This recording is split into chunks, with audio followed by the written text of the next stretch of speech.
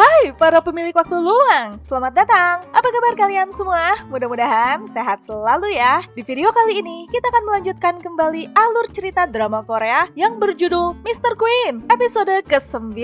Di episode lalu, dengan dalih hendak menemui Ratu Kim So-young, Chol Jong pun memutuskan untuk menginap di rumah Kim Moon-gun. Namun sesungguhnya ada misi tersembunyi di balik itu. Chol Jong hendak mencari sebuah buku rahasia berwarna kuning yang ia sebut dengan buku besar. Di sisi lain, Kim Jo-gun pun memutus Kasim Pipi Codet untuk mengambil buku itu dari rumah Kim Moon-gun. Hingga akhirnya, Chol Jong dan Kasim itu pun bertemu dan berkelahi hingga menimbulkan keributan. Agar tidak dicurigai, Chol Jong pun mencium Ratu Kim So-young dan membuat seolah mereka sedang menghabiskan malam bersama dengan membara. Penasaran dengan kelanjutan kisahnya? Tonton video ini ya. Namun sebelum kita lanjut, jangan lupa klik subscribe, like, komen, dan nyalakan notifikasi loncengnya ya, supaya bisa dapat update drakor dan film dari channel ini. Dan buat yang sudah subscribe channel ini, terima kasih banyak ya. Dukungan kalian menjadi semangat bagi kami untuk mengembangkan channel ini. Langsung aja kita bahas drakornya, check it out.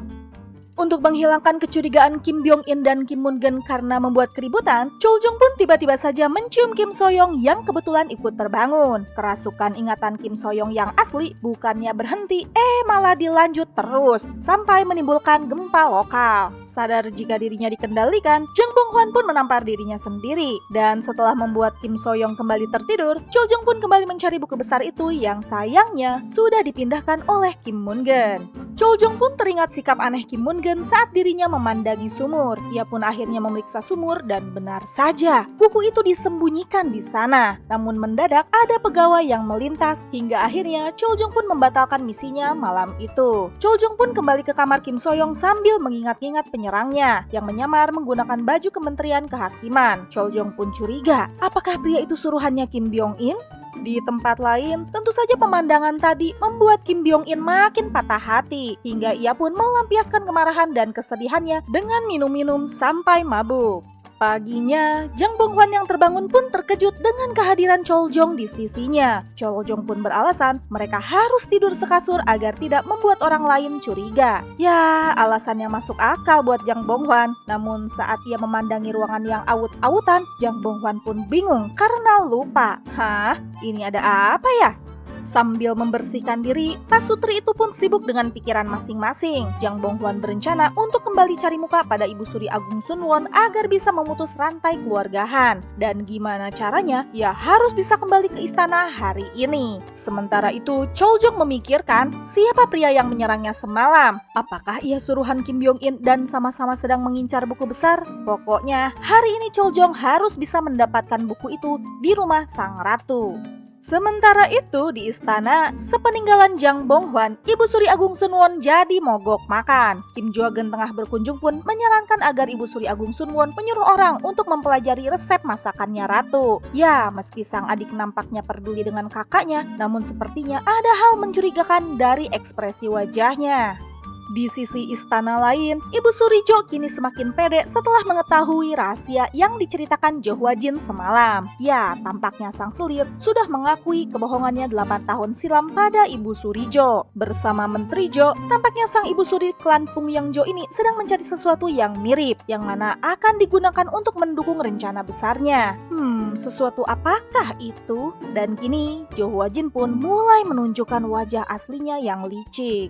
Menindaklanjuti kasus-kasus yang belakangan ini terjadi, Kim Byung-in dan pasukannya pun mendatangi tempatnya Yongpyong. Walaupun sempat bersih tegang, akhirnya Kim Byung-in pun berhasil menggeledah tempat Yongpyong untuk memeriksa identitas para penghuni istana.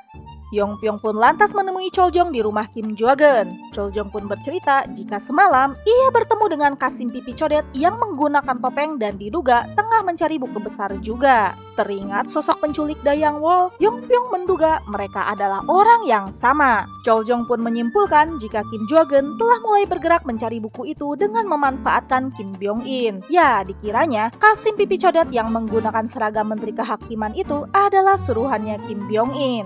Sepulang dari kediaman Kim Moon-gun, Yongpyong pun mencari keberadaan Dayang Wol di kediaman Jo Dae-soo, ayahnya Jo Hwa-jin, yang mana rumah keluarga klan Andong Kim dan klan Pung Yang Jo ternyata berdekatan. Namun, Yongpyong tidak menemukan adanya tanda-tanda Dayang Wol di sana. Yongpyong pun melaporkan berita ini pada Jo Hwa-jin yang terkejut. Kemanakah Dayangnya itu? Selesai laporan pada Jo Hwa-jin, Yongpyong pun meminta bantuan Hong untuk mencari tempat di mana topeng Kasim Pipi Codet itu dibuat, agar mereka bisa menelusuri siapa orang yang membeli topeng dengan model begitu. Memanfaatkan waktu di luar istana, Jang Bonghwan dan Chol Jung pun lantas berjalan-jalan dan membaur dengan rakyat jelata. Jang Bonghwan berniat hendak mencari resep makanan rakyat di zaman itu untuk ia pelajari, dan kelak ia akan hidangkan untuk mencari muka di depan Ibu Suri Agung Sunwon. Namun, di saat mereka sedang enak makan, tiba-tiba mereka mendengar bapak-bapak yang sedang menggosip, membicarakan raja yang mereka anggap adalah seorang raja boneka serta menjelek-jelekan keluarganya. Tidak tahan, Jang Bonghwan pun membelanya dengan mengatakan jika dirinya adalah anggota fans klubnya raja. Jadi jangan hina-hina raja ya. Chol Jung pun jadinya terpesona dengan pembelaan yang dilakukan ratunya itu. Sambil jalan-jalan, Jang Bonghwan pun memuji Chol Jung yang sepertinya memahami jalanan sekitar. Tidak seperti seorang raja yang selalu terkungkung di istana. Chol Jung pun jadinya sekilas bercerita jika keluarganya dulu difitnah telah berkhianat. Dan mumpung suasana sedang mendukung, Chol Jung pun bertanya pada Kim So-young, "Kenapa kamu tidak menceritakan jika malam itu aku berusaha menyakitimu?" Jang Bonghwan yang gak ngerti apapun mengatakan jika ia tidak mau terlibat. Ya maksudnya, yang sudah terjadi ya sudahlah, move on aja gitu. Toh lagian itu bukan urusannya Jang Bonghwan. Malamnya di istana, Ibu Suri Agung Sunwon mendadak minta dibuatkan camilan seperti yang biasa dibuatkan oleh ratu. Namun dengan berulang kali percobaan, sang koki kumis baplang tidak berhasil membuatnya hingga ia pun frustasi dan jadinya ia pun merindukan sang ratu. Ibu Suri Jo yang sedang berdoa pun tiba-tiba disuruh menghadap pada Ibu Suri Agung Sunwon. Di sana, Ibu Suri Agung Sunwon mengatakan jika Ibu Suri Jo selalu menyalahkan keluarga klan Andong Kim atas kematian mendiang raja. Padahal Ibu Suri Jo pun bersalah atas kematiannya. Ya, perang dingin dengan saling menyalahkan atas kematian mendiang raja di antara kedua Ibu Suri ini terus berlanjut. Ibu Suri Agung Sunwon pun lantas menyuruh Ibu Suri Jo untuk melepaskan kaos kakinya. Ya, itu adalah suatu kode yang diberikan Ibu Suri Agung Sunwon jika di sini dirinya adalah bos yang sesungguhnya. Sementara itu di rumahnya, Ratu kembali ngomel-ngomel. Ia jadi merasa tidak mengenali dirinya sendiri. Nama pun kadang lupa, Jang So-young atau Kim Bonghwan. Dan keselnya, ia jadi mulai nyaman pakai baju model rok gitu. Ya, ruwet lah pokoknya. Di saat Jang Bonghwan lagi ngomel-ngomel begitu, mendadak perutnya sakit. Ya, rupanya ia mengalami coming moon, alias datang bulan. Dan malam ini adalah kesempatan terakhir yang dimiliki Chol Jung untuk mengambil buku besar di dalam sumur. Namun tiba-tiba saja, kenangan masa lalunya pun muncul. Setelah ia menyaksikan seseorang yang terbunuh, ia pun diajak kabur oleh ibunya dan disembunyikan di dalam sumur itu. Setelah mencoba melawan rasa takut dan traumanya, Chol Jung berhasil tiba di dasar sumur. Namun, buku yang ia cari sudah tidak ada. Dan sialnya, sumur itu mendadak ditutup oleh seseorang. Bayang-bayang keluarganya yang telah tewas pun muncul menghantuinya, dan klastrofobianya pun kumat. Adegan pun flashback. Jo Hwa-jin kecil rupanya sering diejek temannya karena selalu kalah dari Kim So-young kecil yang pintar. Kim So-young kecil sangat senang membaca buku dongeng cerita anak dan berbagi cerita dengan Jo Hwa-jin dari balik tembok. Ya, buku cerita itu adalah pemberian almarhum ibunya. Dan jika rindu, maka Kim So-young akan membacanya. Sama-sama tidak memiliki ibu, Jo Hwa-jin pun mengatakan jika ia punya cara untuk bisa menemui ibunya kelak, yaitu jika ia meninggal, pasti bisa bertemu dengan ibunya. Dan Kim So-young yang polos pun merekam kata-kata Jo Hwa-jin itu. Malamnya, ia pun turun ke sumur dengan niat untuk menyusul ibunya dengan cara pergi dari dunia. Namun, ia malah bertemu dengan Chol Jung kecil yang tengah terjebak di dalam sumur. Chol Jung yang lagi putus asa karena keluarganya telah pergi meninggalkannya, lantas bersama-sama dengan Kim So-young hendak menyusul mereka. Namun, mereka berdua malah nangis, yang mana suara tangisannya itu terdengar oleh Kim Byung-in remaja. Saat hendak turun menolong, Kim Byung-in pun dihalau oleh Kim So-young karena takut jika Kim Byung-in mengetahui jika ada anak lain selain dirinya di situ. Kim So-young pun berjanji akan segera kembali dan menolong Chol-jong keluar. Ia pun lantas memberikan buku cerita miliknya pada Chol-jong dan menyemangatinya. Ya, karena keceplosan, sang ayah pun mengetahui jika Chol-jong ada di dalam sumur itu. Dan meskipun telah memohon, sang ayah malah menutup sumur itu dan mengganjalnya dengan batu. Dan itu semua ternyata atas perintahnya Kim Joo-geun. Tengah malam, Kim So-young yang merasa bersalah pun meminta bantuan pada Kim Byung-in untuk membantu Chol-jong kecil keluar. Namun saat mereka berhasil menggeser batu pengganjalnya, tiba-tiba saja penjaga datang dan nyaris memergoki mereka. Kim So-young dan Kim Byung-in pun kabur.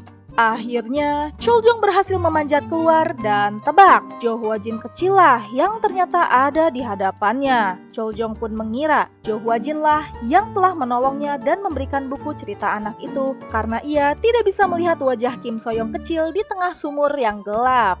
Jo Hwa-jin yang tahu itu adalah buku milik Kim So-young tidak mau berkata jujur pada Chol-jong. Ya, seperti yang Kim So-young katakan di tepi danau sebelum ia menceburkan diri, jika Chol-jong tahu kebenarannya, sang raja pasti akan membenci Jo Hwa-jin. Dan malam itu di kamarnya, entah bagaimana, Jo Hwa-jin pun memegang buku besar yang selama ini dicari-cari Chol-jong dan Kim Joo-geun. Sementara itu di dasar sumur, bagaikan deja vu, ia mengira melihat Jo Hwa-jin yang berdiri di tepi sumur untuk menolongnya. Walaupun sesungguhnya orang yang tengah berdiri itu adalah Kim So-young. Dan episode ke-9 pun selesai. Gimana nih para pemilik waktu luang? Akhirnya terjawab sudah. Jika Kim So-young lah yang pernah menyelamatkan Chol-jong saat terjebak di sumur. Namun Jo Hwa-jin yang licik memanfaatkan ketidaktahuan Chol-jong dan mengaku sebagai orang yang menolongnya. Penasaran dengan kelanjutan kisahnya? Nantikan episode 10-nya ya. Dan terima kasih telah menonton channel ini. Dadah!